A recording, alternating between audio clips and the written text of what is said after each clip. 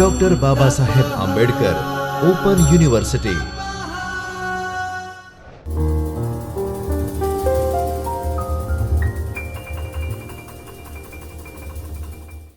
विद्यार्थी मित्रों नमस्कार। मैं डॉक्टर बाबा साहब आंबेडकर ओपन यूनिवर्सिटी के चैतन्य स्टूडियो से हिंदू स्टडीज विषय में असिस्टेंट प्रोफेसर शुभम तिवारी आज आपसे संवाद करूंगा धातु प्रकरण की। तो विद्यार्थी मित्रों, धातु प्रकरण जैसा कि हम जानते हैं, संस्कृत में धातु जो है वह क्रिया को कहते हैं। क्रिया जिसको इंग्लिश में, अंग्रेजी में वर्ब कहते हैं, उसको संस्कृत में धातु कहते हैं। और कौन सी धातु है, उसका प्रयोग किस प्रकार कैसे किया जाता है, फिर उनके गण क्या हैं, 10 गण होते हैं धातुओं के, उनकी क्या संरचना होती है, उनका प्रयोग कैसे होता है, ये अपने इस संवाद सत्र में हम जानेंगे। जिन शब्दों से किसी कार्य के करने या होने का बोध होता है उन्हें क्रिया अथवा धातु कहते हैं। पठ है, लिख है, खाद है, हस है। पठ मतलब इससे पढ़ने की जो धातु बनती है, पठति पठता पठन्ति, ऐसे इनके रूप बनते हैं। पठ धातु के रूप पठति पठता पठन्ति, ऐसे लिख से लिखने का, खाद धातु है उससे खाने का, हंस धातु से हंसने का। लिखना, पढ़ना, खाना, हंसना, ये सब क्रियाएं हैं, एक प्रकार से वर्ब हैं। और इन सभी क्रियाओं की जानकारी, इन सभी क्रियाओं का अध्ययन हम संस्कृत में जिस प्रकरण के अंतर्गत करते हैं उस प्रकरण को धातु रूप प्रकरण कहा जाता है। और इस जो शब्दों का जो ये रूप होता है, जो इनकी ये स्थिति होती है, इनको हम धातु या धातु रूप कहते हैं। संस्कृत में इन सभी धातुओं को 10 विभागों में बांटा जाता है। उनके 10 विभाग किए गए हैं और इन विभागों को गण कहा जाता है। तो 10 विभाग किए गए और ये जो विभाग हैं 10, इनको गण कहा गया। तो इस प्रकार इन धातुओं के 10 गण होते हैं। देखेंगे कि धातु रूप प्रकरण के अंतर्गत ये गण कौन से हैं। तो पहला भुआदि गण है, दूसरा अदादि गण है, तीसरा जो है वह जुहोत्यादि गण है, चौथा दिवादि गण है, पांचवा स्वादि गण है, छठा तुदादि गण है, सातवां रुधादि गण है, आठवां जो है वह तनादि गण है, नौवां क्रयादि गण है, जिसमें खरीदने आदि के बारे में, क्रय करने ऐसे संबंधित धातुएं होती हैं। फिर 10वां जो है वह चुरादि गण है। तो यह 10 विभाग हैं और इन सभी 10 विभागों को गण की संख्या दी गई है। तो जब इन सभी विभागों को हम देखते हैं, जो 10 विभाग हैं, इनको गणों की संख्या दी गई है और ये 10 गण होते हैं धातुओं के।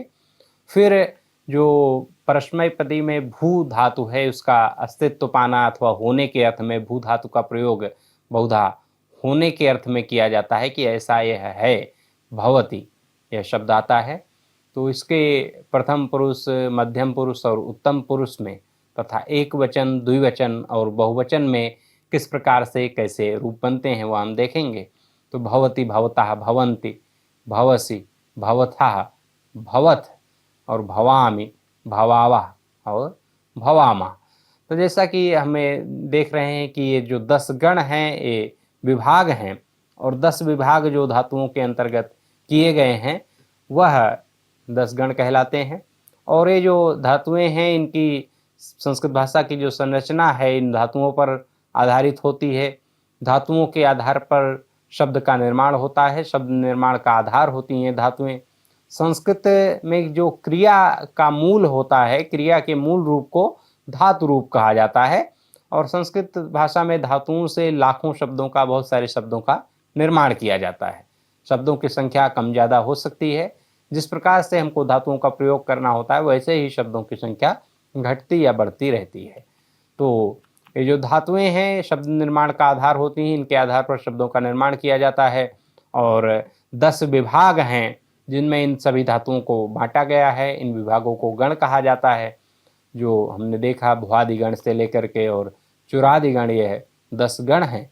फिर भू धातु जो है उसका परस्मैपदी में जो रूप बनता है, अस्तित्व पाना अथवा होने के अर्थ में भू धातु का प्रयोग किया जाता है।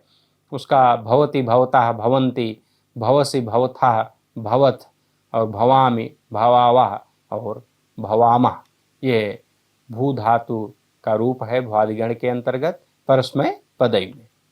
फिर अदादिगण है, अद धातु जो है वह खाने के अर्थ में है, और परस्मय पदी में जो इसका अद है खाने के अर्थ में इसका रूप हम देखते हैं तो अत्ति, अत्तः, अदंति, अत्सि, अत्थः, अत्थ और अद्मि, अद्वः और अद्मः।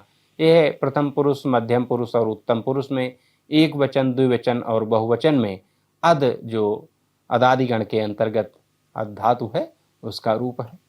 फिर जुहोत्यादिगण जो है उसमें हु धातु है।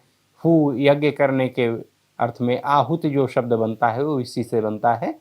तो हम देखेंगे इसके प्रथम पुरुष, मध्यम पुरुष और उत्तम पुरुष में एक वचन, द्विवचन और बहुवचन में जो हु धातु है उसका आत्मनेपदी में कैसे रूप बनेगा। तो जुहोति है, जुहुता है, जुहंति है, जुहोसी, जुहुथा, जुहुत और फिर जुहोमी, जुहुआ और जुहुमा, ऐसे इसके रूप बनते हैं हु धातु के जुहोत्यादिगण के अंतर्गत। फिर जुहोत्यादिगण का हमने देखा, इसमें जुहोत्यादिगण जो हु धातु है आत्मनेपदी में इसका प्रयोग किया जाता है। हु का अर्थ होता है यज्ञ करना।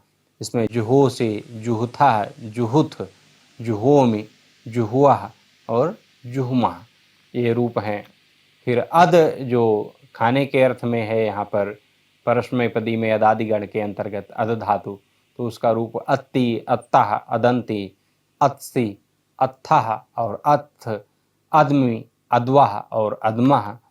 फिर भ्वादिगण में भवति, भवतः, भवन्ति, भवसि, भवथः और भवथ, भवामि, भवावः और भवामः, ये भू धातु के रूप हैं। और ये 10 गण हैं जो धातुओं को जिनमें बांटा गया है 10 विभागों में, उन सभी विभागों को गण की संख्या दी गई है।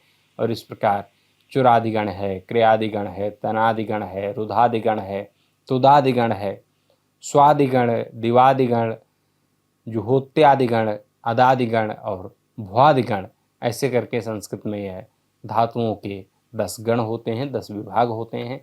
और पठ, लिख, हस आदि जिनके माध्यम से हमको किसी क्रिया का ज्ञान हो, जिनके माध्यम से हमको किसी क्रिया की जानकारी हो, कार्य के होने की जानकारी हो, उनको हम क्रिया रूप या धातु रूप ऐसा कहते हैं। धातु रूप प्रकरण के अगले संवाद सत्र में हम अन्य गणों के विषय में भी जानकारी प्राप्त करेंगे। तब तक के लिए आप सबको नमस्कार।